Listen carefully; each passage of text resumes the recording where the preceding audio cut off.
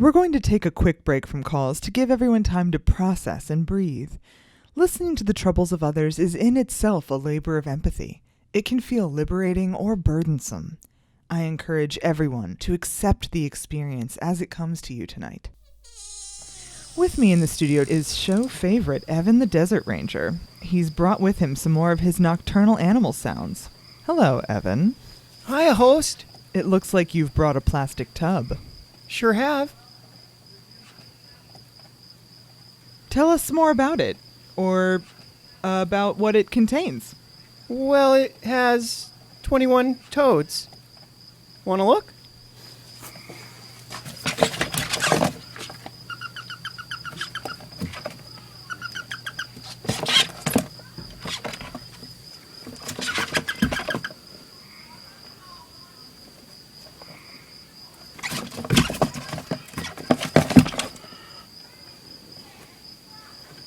Thank you for that, Evan. And before we go on, I want to apologize to Dana. I took a deep look at myself while I was listening to those toads and discovered that I've been largely unkind to Dana tonight. I'm sorry, Dana. I had to rip out 10 rows of my knitting right before the show. I took it out on you. She's given me the thumbs up, the universal sign of forgiveness. I'm so relieved. On with the show. Caller, are you there? I gotta be quick, host. Need to get back to work. Are you working the graveyard shift? In the morning and the swing shift. But that's not the point. The short of it is, it's my husband. Yes, that's quite short, caller. Too short, in fact. Pray give us a few more details. He's a good guy. He really is. Tristan and Taylor love him to death. Your children? Yes, the Nuggets. Adorable. Yet, I sense there's more to your husband than being a good guy and a loving father. Right. I'll make this quick. I really should be getting back to work.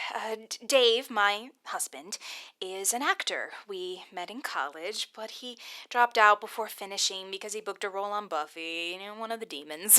What a lovely show. By any chance is your husband David Who's-He What's It? I always forget how to say that man's last name. David Boreanaz? No, my Dave is just in the background getting his butt kicked. Meanwhile, I finished school and then got my law degree from UCLA. Go Bruins. A great school, I hear. Though I'm still fuzzy on what a Bruin actually is. It's Dutch for brown as in brown bear, hence the bear in the logo. I picked up Dutch last month. Fascinating language. Anyway, Dave worked on a few more shows. I started my career as a defense attorney, and things were all right. Great even. We were in love and we wanted to have kids. But then after Taylor was born, Dave stopped booking. Not to just be a dad, though. He tried to get jobs, but he couldn't. It's been 5 years since he's done more than audition. Every callback gets his hopes up. But for 5 years, those hopes have been perpetually pummeled. That's wonderful alliteration, caller. Very poetic. Oh, thanks. I've published a few volumes of poetry in the past year or so. Language is the linchpin of my profession. A published poet? My God, do you have any idea how rare that is? You must share some of your poetry with us, caller. Oh, there's really no time. I just need some advice on what to do with Dave. Right, Dave. He is in the midst of a dry spell, I understand. Has it put any financial strain on the family? Oh, by no means. In fact, we're looking at buying a third home in Tahoe. My caseload has been lucrative enough of late, but the poetry has sold surprisingly well worldwide, especially since I've been able to translate it all myself. And then there's the hedge fund I run. No, money's not an issue. You are quite busy, caller, aren't you?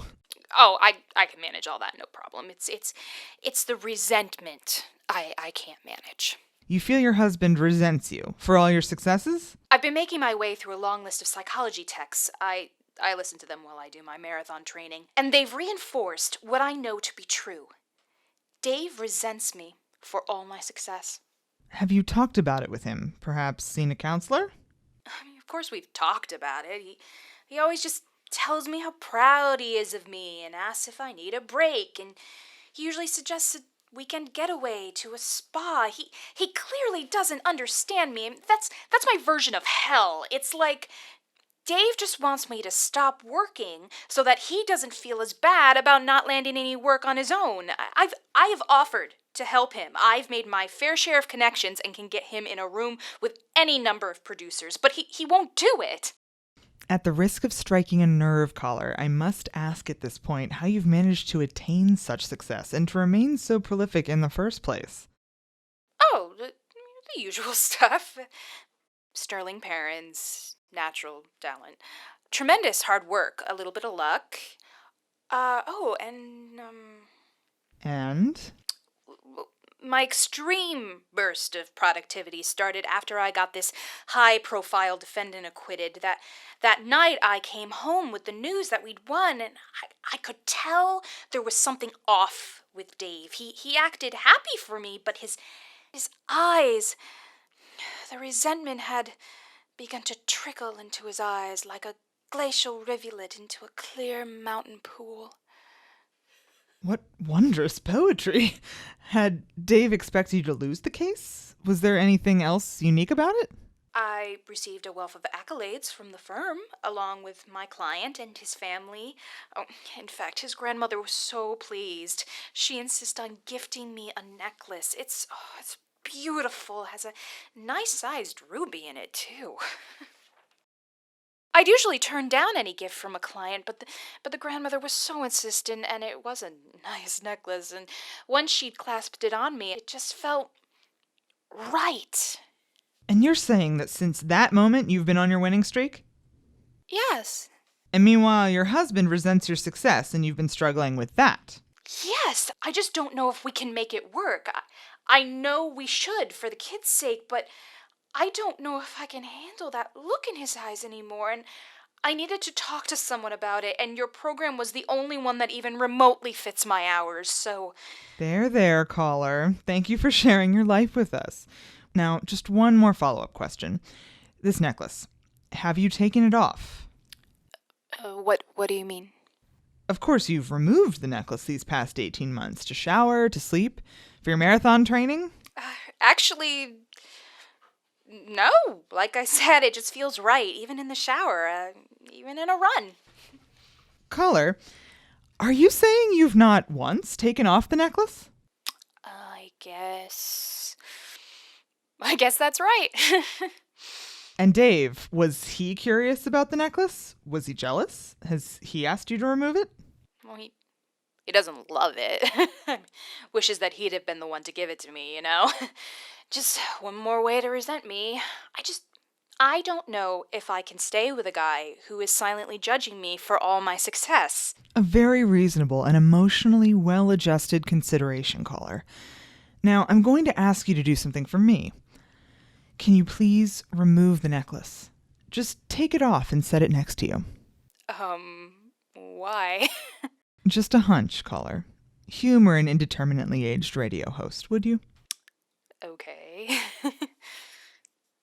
Have you removed it? Yep, definitely. I've taken it off and set it on my desk. Caller, Yes. the necklace is still on, isn't it? Caller, I have your best interest in mind.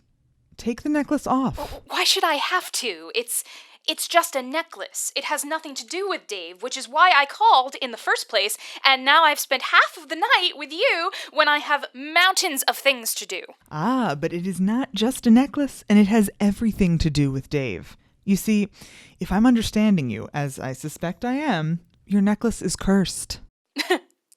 Cursed. How? I've only done good in the past 18 months. I've accomplished so much, inspired people, made them rich, helped to raise 2 lovely young girls. I mean, curses are evil. I'm sorry to say, caller, but that's not correct. Curses are neutral. It's what people do with a curse that makes it good or evil. And sometimes we get a curse like the one on your necklace. It appears this particular curse has enabled you to live a life of superhuman productivity. As long as you wear it, I imagine you will continue your winning streak. And if I take it off? First, you would have to muster the strength to remove the necklace. That will be no small feat. Would Shakespeare willingly give up his quill or LeBron his ball? But if you manage to remove the necklace, then I imagine you will sleep for about a week, then be able to have a conversation with your husband while you are both on the same level. You mean, You think he might stop resenting me? That we could work things out? I anticipate there would still be challenges. But yes, the resentment would evaporate, along with your superhuman abilities. But, host, can't I just leave the necklace on and come up with some way of repairing our relationship? I mean, if it really is a curse, and if I would really be able to continue producing such amazing things, couldn't I produce something to save our marriage? Dear caller, I do not believe you would be on with me tonight if that were possible. Leave the necklace as it is, and who knows what wonders you may help deliver to humanity. As long as your heart is in the right place, remove the necklace and I can almost guarantee a rekindling of your romance with Dave. But that's not fair. There has to be another choice. I'm terribly sorry, caller. I see only two choices this time. But I don't know. I don't know. I don't know, and I don't have time for this. Well, listeners, what do we think our caller will choose? And for that matter, I must ask myself, what would I choose in her position? It would keep me up at night if I weren't awake with you already.